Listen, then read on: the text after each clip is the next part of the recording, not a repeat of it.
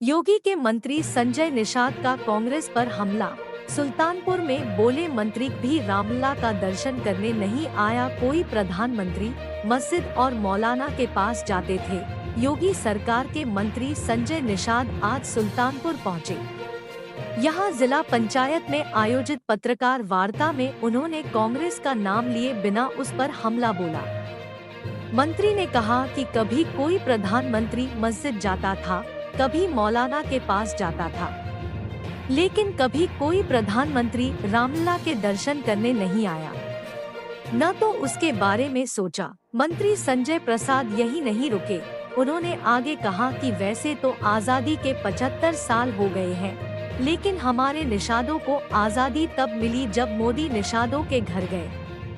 इससे पहले किसी प्रधानमंत्री ने हमारे समुदाय की तरफ, हमारे धर्म की तरफ नहीं देखा।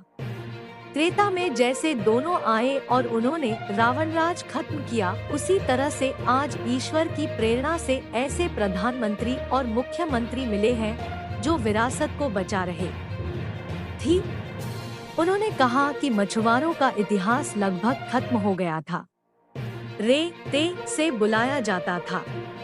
जिस समुदाय का मैं नेतृत्व कर रहा था, उस समुदाय के लोगों के लिए हमें सेवा का अवसर मिला।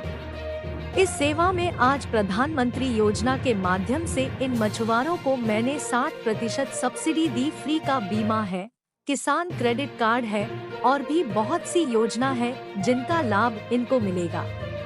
जिन भी मछुआरे भाइयों के पास आयुष्मान कार्ड नहीं होगा, उनका 5 लाख तक का इलाज हम मछुआ समाज कल्याण कोष से देंगे।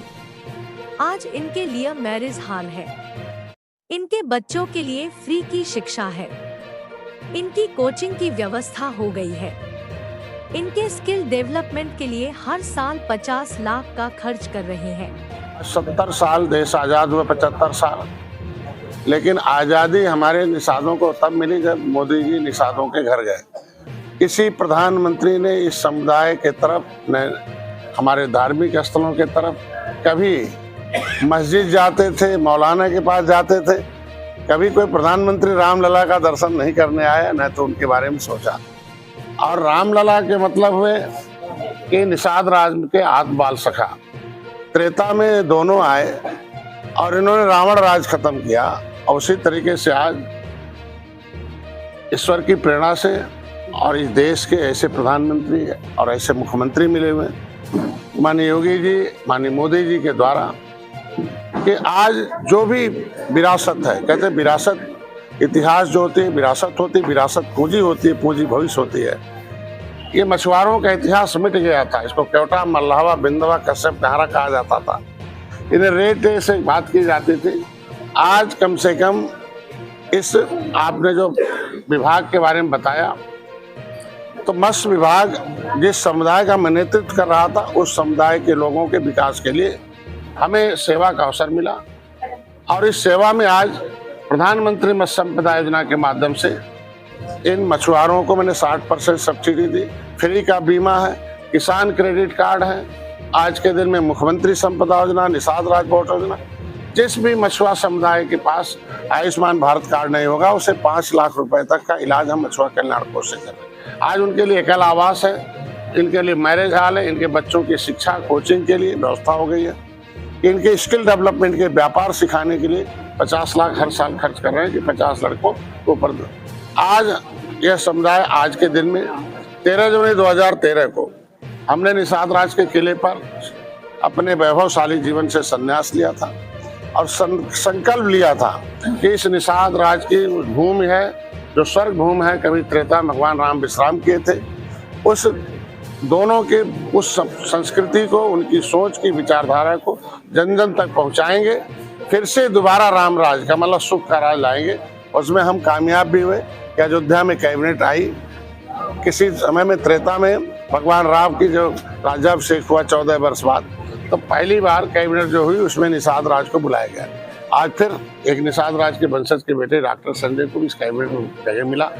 कैबिनेट हुई अयोध्या में। आज अयोध्या पूरी दुनिया की आस्था का जो केंद्र था, आज उसके पर्यटक स्थल के रूप में, अंतर्राष्ट्रीय एयरपोर्ट के रूप में और एक जिस तरीके से भगवान राम सबरी के यहाँ जाके बेर खाए थे, उसी तरीके से मछुआ समुदाय जो 70 साल से उपेक्षित प्यासा था, सभी लोगों का मुगलों अंग्रेजों से सताया हुआ, अब पिछली सरकारों ने भी कोई कसर नहीं छोड़ा। उस गरीबी की हालत में उसकी चिंता किया और उनके दरवाजे पर गया, चाय पिया, ये बताया कि यह समुदाय कितना गौरवशाली है। और गौरव फिर से कहते हैं कि मान सम्मान स्वाभिमान, फिर रोटी कपड़ा मकान। तो मान सम्मान स्वाभिमान अगर बढ़ाया तो मोदी जी ने बढ़ाया, तो हमारी जिम्मेदारी बनती है कि हम लोगों ने तय किया कि 22 जनवरी को मोदी जी जिस दिन उद्घाटन होगा उस दिन एक एक घरों पर निषादों के घर पर दीप जलेंगे। फिर उस त्रेता के भगवान राम निषाद राज के गले लगी मूर्ति जो इलाहाबाद में लगी हुई है, उससे मोदी जी प्रस्तावित है उनको आने का उद्घाटन के लिए। हम लोग उस त्रेता के युग को फिर से याद करेंगे। कम से कम जिस समुदाय का चिंता मोदी करते हो, प्रधानमंत्री करते हो, निश्चित रूप से उस समुदाय का भला हो जाता है। तो इनके लिए हमने आज के दिन में आज का में आना मतलब हर 13 जनवरी को पहले 23 लोग थे, फिर 2300 हुए, 23,000 हुए, अब 23 लाख के आसपास कार्यकर्ता हो गए।